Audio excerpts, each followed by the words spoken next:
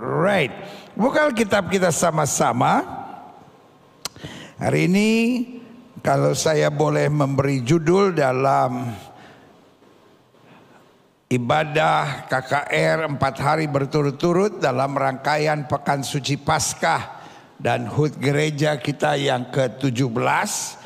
Maka di hari terakhir persis di hari Paskah, hari kemenangan, hari kebangkitan, kalau saya boleh memberi judul, maka judul yang saya bagikan adalah Paskah yang diresponi dengan hati yang merasa cukup akan kasih karunia Tuhan menghadirkan kekuatan. Sama-sama bilang sama saya, menghadirkan kekuatan. Orang bisa saja merayakan Paskah demi Paskah. Orang bisa saja merayakan Jumat Agung demi Jumat Agung. Tapi tidak ada yang berubah dalam hidupnya. Yang berzina tetap berzina. Yang LGBT tetap LGBT. Yang selingkuh tetap selingkuh. Tapi saya percaya kuncinya adalah memiliki mentalitas cukup kasih karunia Tuhan dalam hidup kita.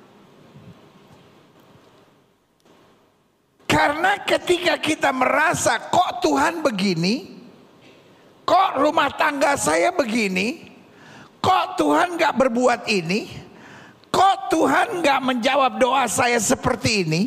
Jadi tanpa kita sadari di hati kita ada kekacauan.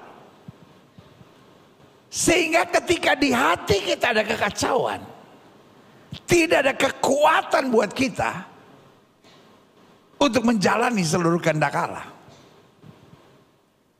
Tapi saya percaya waktu tahun ini kita merayakan Paskah, dan tema yang Tuhan taruh di hati saya, cukup kasih karunia Tuhan buat kita. Karena tahun ini buat gereja kita menjalani tahun ke-18, karena kita baru merayakan ulang tahun yang ke-17, makanya baju saya 17. Ini sekaligus menjelaskan umur yang pakai baju ini.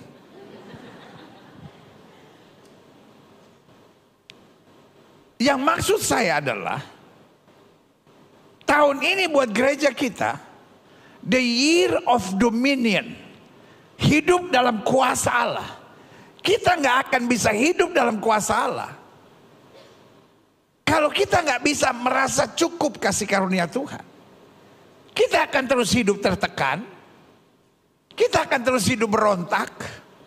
Kita akan terus merasa ada yang kurang dalam hidup kita. Tetapi waktu kita merasa cukup, maka apa yang terjadi?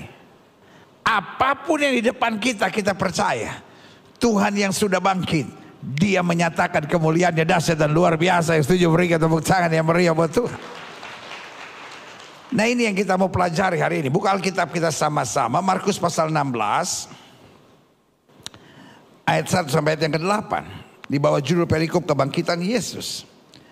Setelah lewat hari Sabat, Maria Magdalena dan Maria ibu Yakobus serta Salome membeli rempah-rempah untuk pergi ke kubur dan meminyaki Yesus. Nah, sekedar pengetahuan buat saudara, orang Yahudi menghitung hari berbeda dengan orang Indonesia menghitung hari. Orang Yahudi menghitung hari sesuai dengan Alkitab di dalam Kejadian pasal 1. Ketika Tuhan menciptakan langit dan bumi, berkali-kali ditulis di situ, jadilah petang, jadilah pagi, itulah hari pertama. Jadilah petang, jadilah pagi, itulah hari kedua. Jadilah petang, jadilah pagi, itulah hari ketiga. Jadilah petang, jadilah pagi, itulah hari keempat. Jadilah petang, jadilah pagi, itulah hari kelima. Jadilah petang, jadilah pagi, itulah hari ke-6. Jadi orang Yahudi menghitung hari mulai dari petang. Mulai dari matahari masuk. Makanya istilahnya dari gelap menuju ke terang. Kalau Indonesia menghitung hari dari terang menuju ke gelap. Karena hidup ini bukan mulai dari terang kepada gelap, tapi hidup ini mulai dari gelap menuju terang. Jadi kalau saudara tanya sama saya, jadi hari Sabat itu apa pendeta? Hari Jumat atau hari Sabtu? No. Hari Sabat itu mulai dari Jumat sore waktu matahari masuk sampai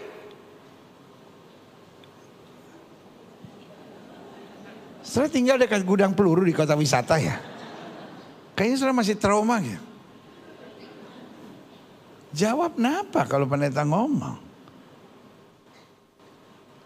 Jadi Sabat itu mulai dari Jumat malam sampai Sabtu malam. Sampai matahari masuk di hari Sabtu, itulah hari Sabat. Jadi kalau kita baca ayat ini, coba kembali ke ayat yang tadi. Setelah lewat hari Sabat, Maria Magdalena dan Maria ibu Yakobus serta Salome memberi rempah-rempah untuk pergi ke kubur dan meminyaki Yesus. Kapan mereka membelinya? Sore hari setelah matahari masuk. Jadi rupanya selama Sabat yang mereka pikirkan adalah Yesus. Selama Sabat yang mereka perbincangkan adalah Yesus. Sehingga ketika Sabat lewat, maka mereka langsung menuju ke toko, mereka langsung menuju ke pasar, mereka menuju ke tempat perbelanjaan, dan mereka membeli rempah-rempah untuk meminyaki kubur Yesus. Menarik ini untuk kita pelajari. Masuk ayat yang kedua, dan pagi-pagi benar pada hari pertama minggu itu. Kalau kita baca di Injil yang lain, bahkan dijelaskan di situ, ketika hari masih gelap. Ketika hari masih apa? Gelap. Pagi-pagi benar pada hari pertama minggu itu. Hari pertama minggu itu bukan hari Senin. Karena nama hari dalam bahasa Ibrani, hari Minggu disebutnya Yom Rishon. Rishon itu artinya bukan minggu. Rishon itu artinya hari pertama. Jadi Sabtu malam ketika Sabat lewat, mereka mulai membeli minyak dan rempah-rempah. Dan hari Minggu pagi ketika masih gelap. Jadi artinya tidur mereka juga gak nyenyak. Mereka mikirkan Tuhan. Mereka mikirkan Yesus. Mereka pikirkan apalagi yang harus kami persiapkan dengan Dia. Lalu apa yang terjadi? Selanjutnya dikatakan, setelah matahari terbit, pergilah mereka apa? Ke kubur. Ayat yang ketiga, mereka berkata seorang pada yang lain, siapa yang akan menggulingkan batu itu bagi kita dari pintu kubur? Nah, yang menarik perhatian saya, meskipun mereka fokus pada Yesus, meskipun mereka mempercakapkan Yesus, meskipun mereka memikirkan Yesus, meskipun mereka melakukan segala sesuatu yang terbaik buat Yesus, tapi mereka juga ada masalah.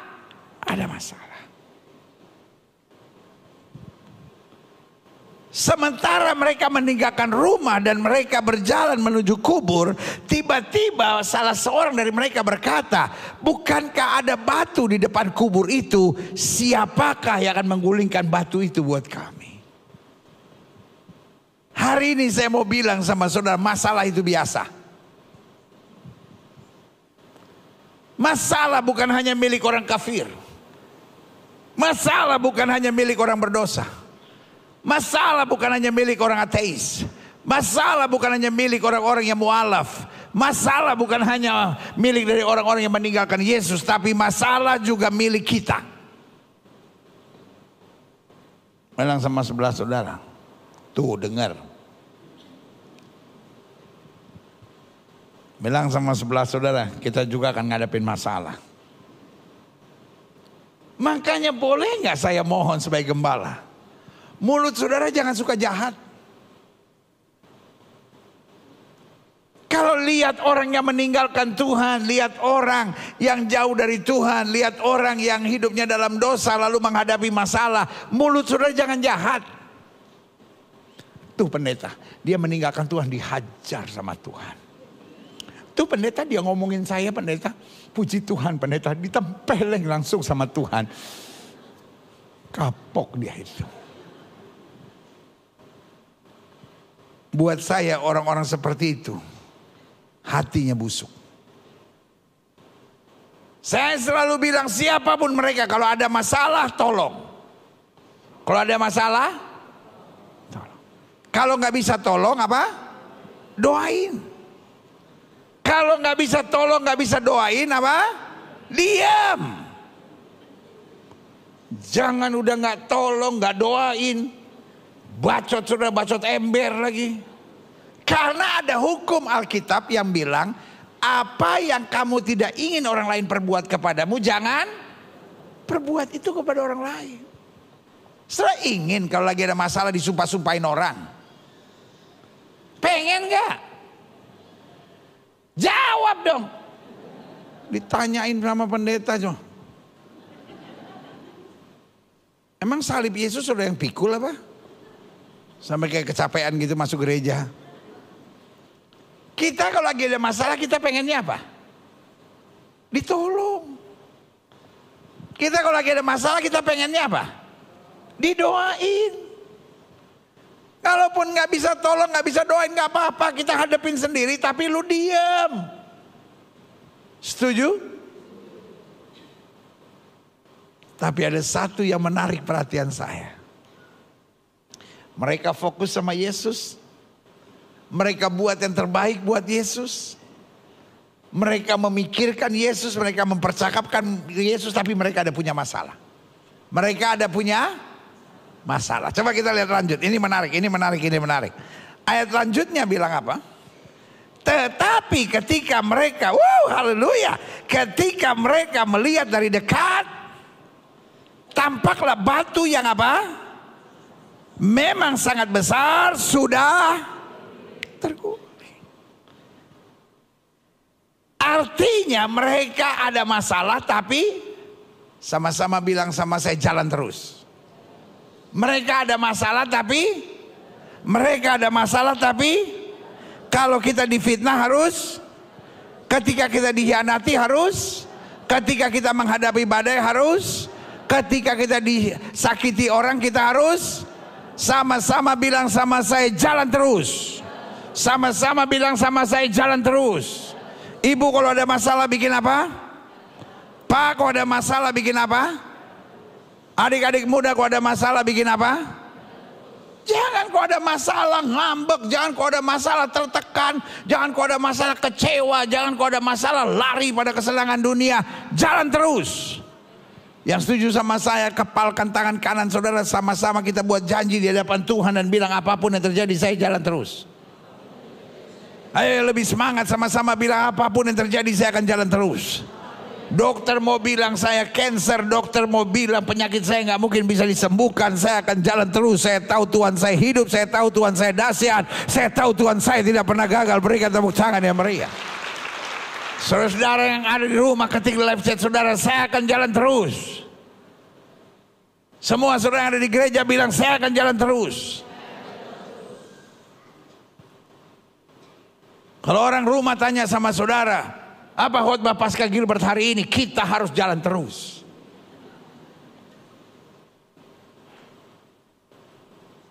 Dan waktu kita jalan terus, waktu mereka jalan terus, batu yang memang sangat besar sudah terguling. Berikan tepuk tangan yang meriah buat Tuhan.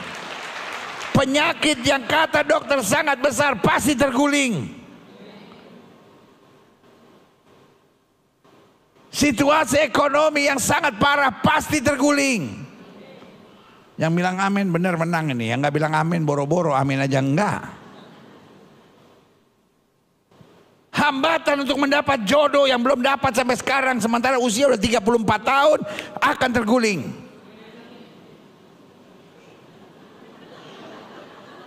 Terima kasih Tuhan, di hari Paskah ini ada pesan khusus buat para jomblo. Utang yang memang sangat besar itu sudah terguling. Haleluya.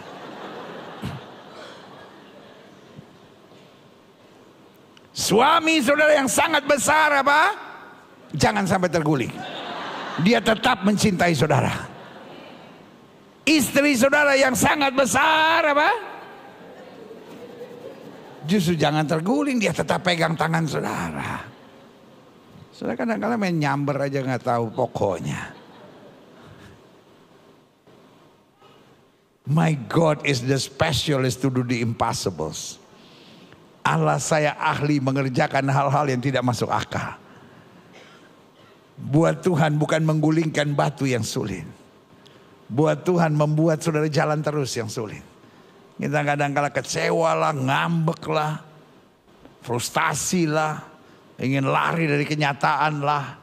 Padahal yang Tuhan inginkan kita beriman, kita jalan terus, kita yakini kuasa Allah. Dia tidak pernah gagal menepati janji-janjinya. Yang setuju sama saya katakan amin. Lalu mereka masuk ke dalam kubur. Dan mereka melihat seorang muda yang memakai jubah putih duduk di sebelah kanan. Mereka pun sangat terkejut. Tapi orang muda itu berkata kepada mereka, jangan takut. Sama-sama bilang sama saya tidak perlu takut. Kamu mencari Yesus orang Nazaret yang disalibkan itu. Artinya kalau kita cari Yesus kita jangan takut. Karena ia telah bangkit. Sama-sama bilang sama saya, Yesus sudah bangkit. Sama-sama bilang Yesus sudah bangkit. Semua agama bisa merayakan kelahiran. Semua agama bisa merayakan hal-hal penting, catatan-catatan penting dalam sejarah iman kepercayaan mereka. Tapi hanya iman Kristen yang bisa merayakan kebangkitan. Amin. Hanya iman Kristen yang bisa merayakan kebangkitan. Jadi kalau saya perhatikan, Kristen ada Natal. Kristen ada apa? Natal. Islam ada apa? Maulid Nabi. Maulid itu artinya apa? Lahir. Lalu Kristen dalam sejarah Yahudi ada namanya Simchat Torah, turunnya Taurat. Lalu Islam ada Nuzul Quran, turunnya Quran. Lalu Yesus ada kenaikan Yesus ke sorga. Terus Islam ada Isra Mi'raj. Tapi cuma sampai ke Al-Quds. Atau mereka percaya mereka diangkat menuju ke masjid itu. Apa itu nama masjidnya? Kubah emas itu. Di Yerusalem. Di Bukit Moria. Tetapi Paskah, agama apapun tidak bisa merayakan. Karena semua nabi mati dan mengakhiri tugas pelayanannya. Tapi izinkan saya menjelaskan buat saudara. Yesus mati dan memulai awal keselamatan heran buat manusia. Karena hari ketiga dia bangkit, dia naik ke sorga, dia menyediakan tempat buat kita, dia berikan Roh Kudus buat kita, dia memberi kepastian bahwa kita hidup dalam kuasa.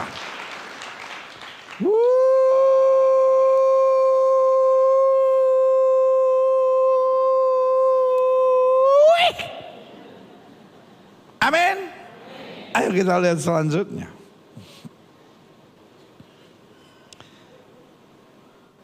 Klik. Tetapi sekarang pergilah. Katakanlah kepada murid-murid dan kepada Petrus. Ia mendahului kamu ke Galilea. Di sana kamu akan melihat dia seperti yang sudah dikatakan kepada kamu. Lalu mereka keluar dan lari meninggalkan kubur itu. Sebab gentar dan dahsyat menimpa mereka. Mereka tidak mengatakan apa-apa kepada siapapun juga karena takut. Dengan singkat mereka sampaikan semua pesan itu kepada Petrus dan teman-temannya. Sesudah itu, haleluya, Yesus sendiri dengan perantaraan murid-muridnya memberitakan dari timur ke barat berita yang kudus dan tak terbinasakan tentang apa? Keselamatan yang kekal itu. Klik. 2 Korintus 12 ayat 7 sampai 9. Dan supaya aku jangan meninggikan diri karena pernyataan-pernyataan luar biasa itu, maka aku diberi suatu duri dalam dagingku, yaitu seorang utusan iblis untuk mengocok aku supaya aku jangan meninggikan diri. Para penafsir Alkitab coba menyimpulkan apa yang dimaksud oleh Paulus tentang duri dalam daging. Sebagian berkata duri dalam daging adalah penyakit mata yang diderita oleh Paulus. Dan itu sangat mengganggu pelayanan dalam saat ia menulis surat-suratnya. Sebagian berkata duri dalam daging yang dimaksud oleh Paulus adalah situasi keberadaannya yang sering kali gelisah oleh tekanan dan keadaan. Sebagian penafsir Alkitab berkata, duri dalam daging adalah kebencian orang-orang Yahudi yang selalu mengejar Paulus dimanapun Paulus berada untuk menekan dan menghambat pekerjaan Injil yang dilakukan oleh Paulus. Sebagian penafsir Alkitab berkata, duri dalam daging adalah masalah-masalah hebat yang seringkali menekan jiwanya dalam ia melayani. Tapi saya senang, tidak ada satu orang pun yang bisa sepakat menjelaskan apa artinya duri dalam daging. Artinya, Paulus memberi gambaran kepada kita bahwa setiap kita punya duri dalam daging. Kalau saya setuju bilang gini sama saya. Bu, ibu punya duri dalam daging?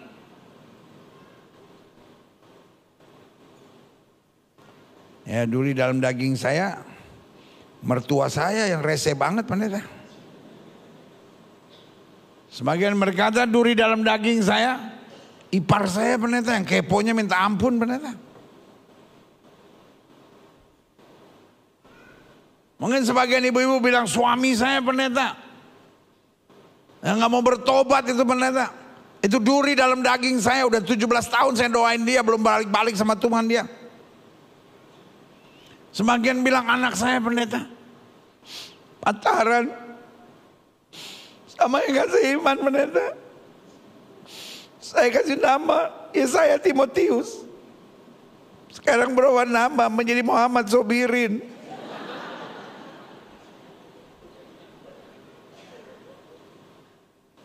Pak, oh ini kebaktian ibu-ibu. Pak,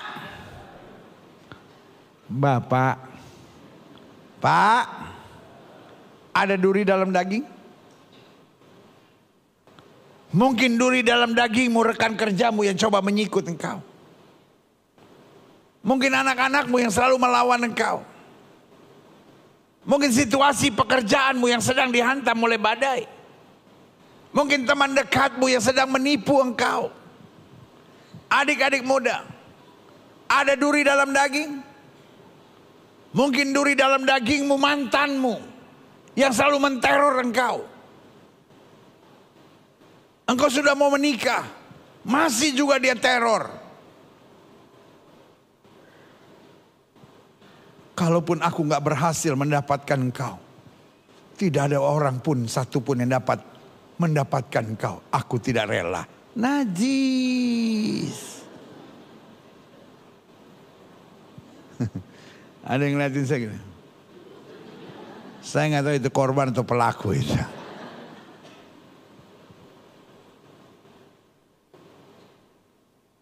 Adik muda, mungkin duri dalam dagingmu adalah mama dan papa yang bercerai.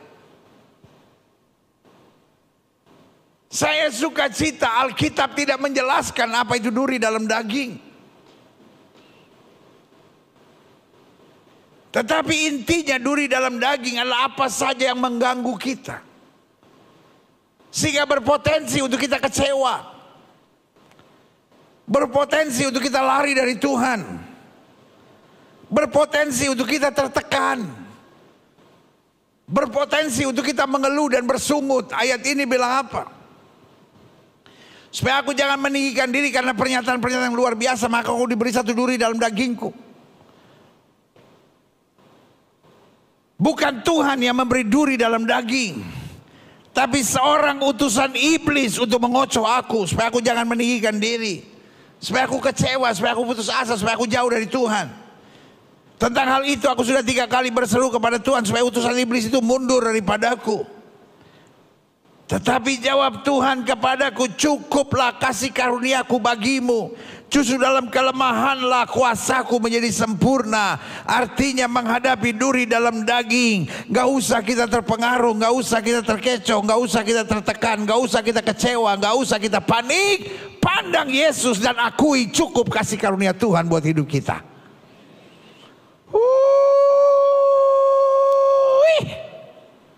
Siapa yang gak punya duri dalam daging? Bilang sama sebelah saudara, sama kita. Dan satu-satunya cara dalam menghadapi duri dalam daging adalah memiliki mental, cukup kasih karunia Tuhan dalam hidup saya.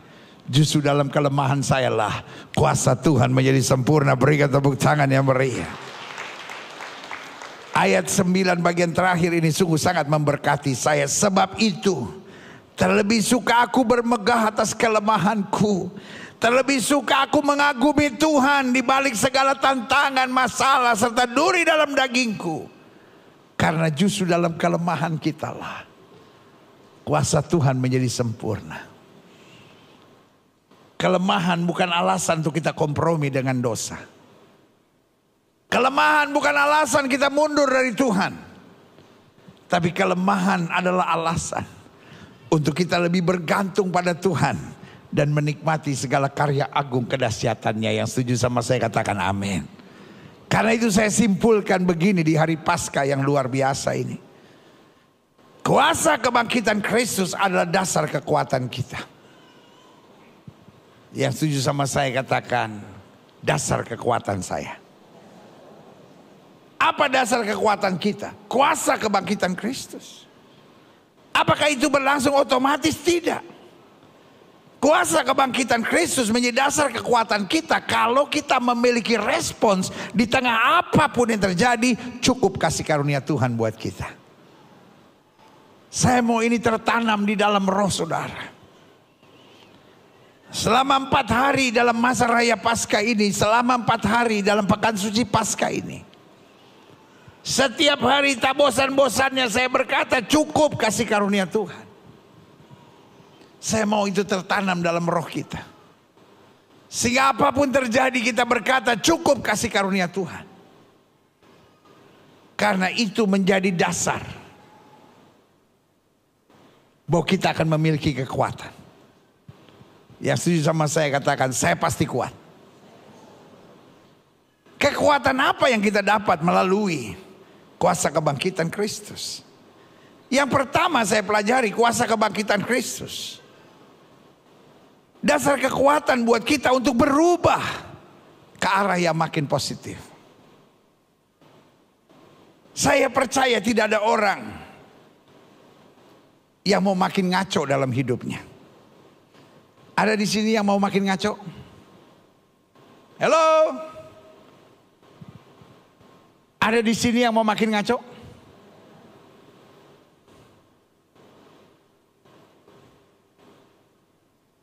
Saya sih nggak mau makin ngaco, tapi kelihatannya mulai makin nih pendeta. Ibu, kalau suamimu makin ngaco,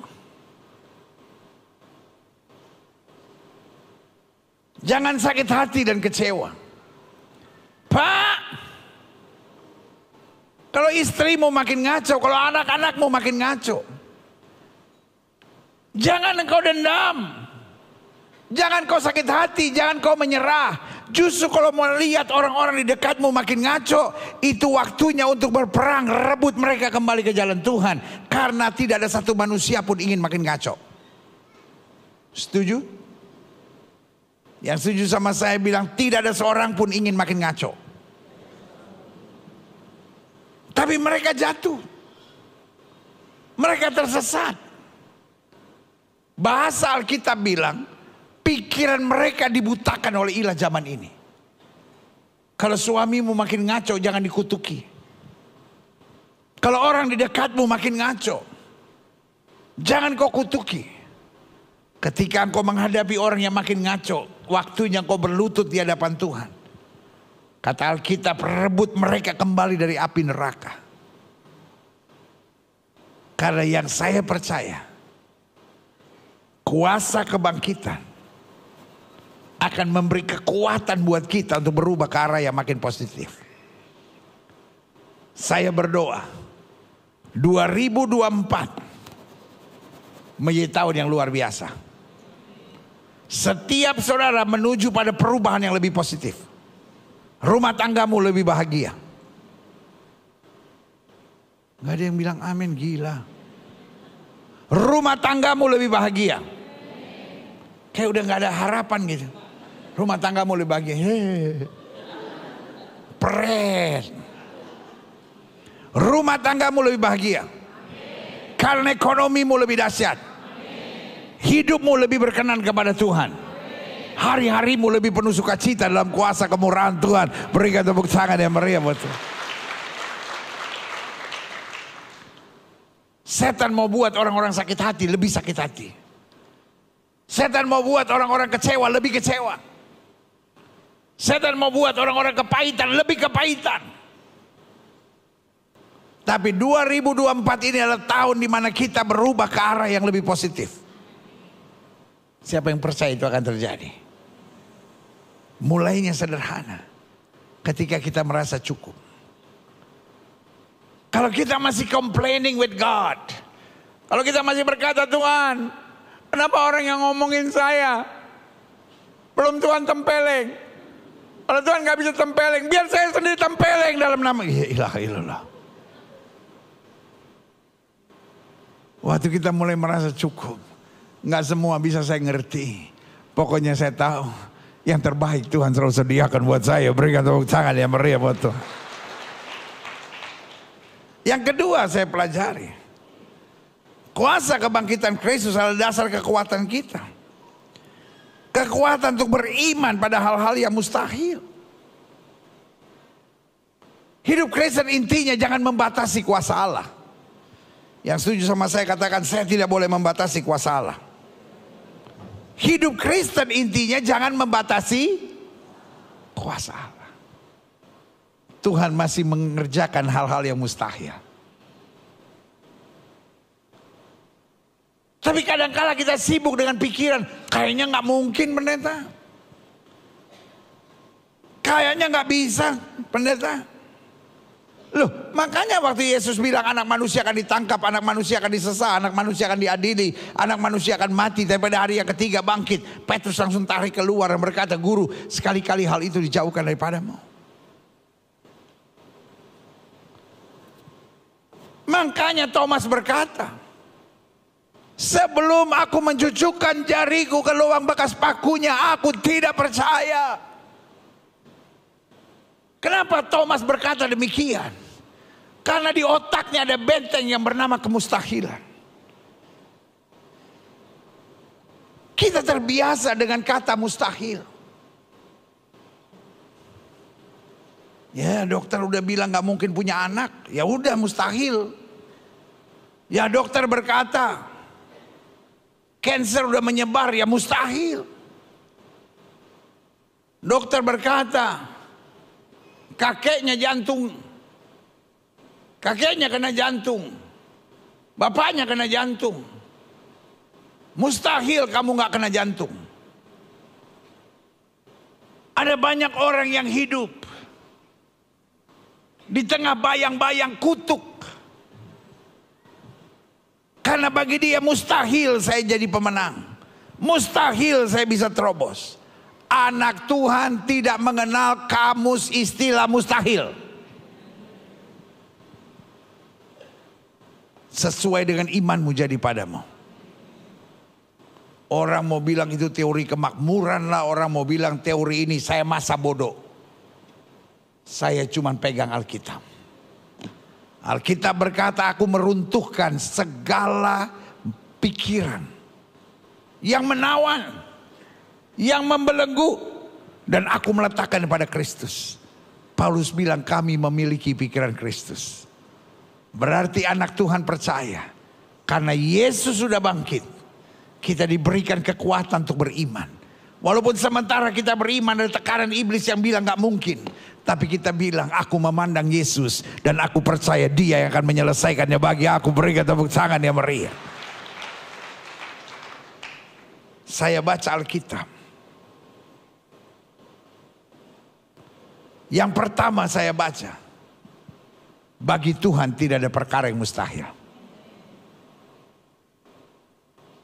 Siapa yang pernah baca itu dalam Alkitab? Yang pernah baca sambil angkat tangan bilang bagi Tuhan tidak ada perkara yang mustahil. Tapi yang kedua saya baca dalam Alkitab, bagi orang percaya tidak ada yang mustahil. Saya pikir waktu saya ngomong ini saya udah yakin nih pasti semua orang bilang amin. Gak taunya zong. Tapi siapa tahu masih ada harapan. Saya orang ini gak gampang menyerah. Yang kedua yang saya baca dalam Alkitab, bagi orang percaya tidak ada yang mustahil.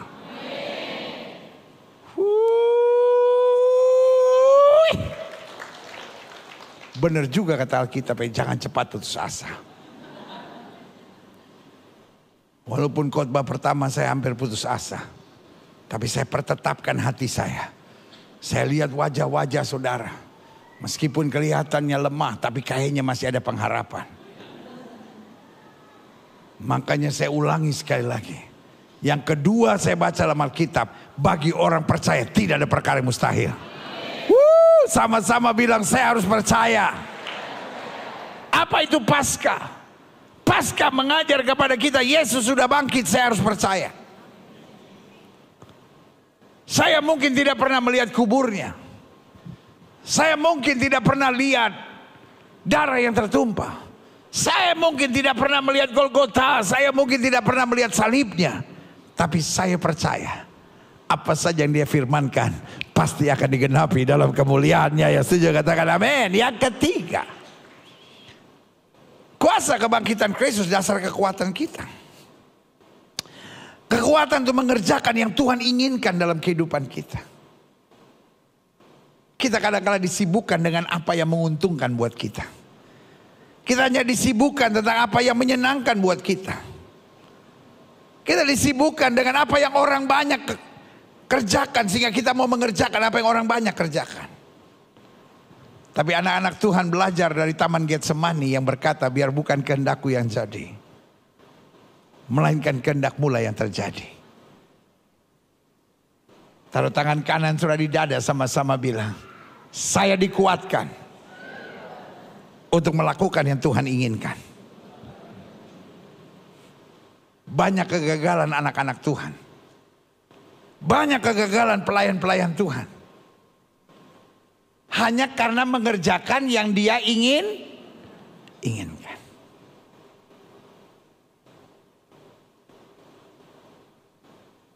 Kenapa Simpson gagal?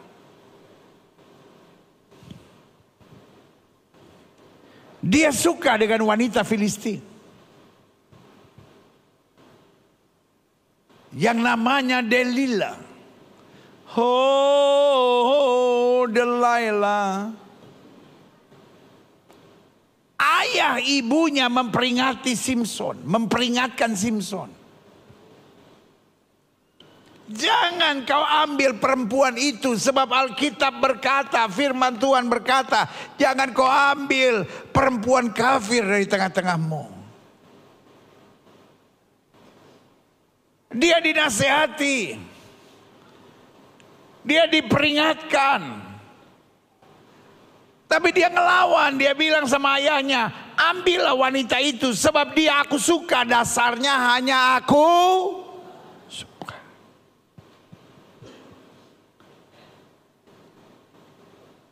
tahun ke-18 gereja kita.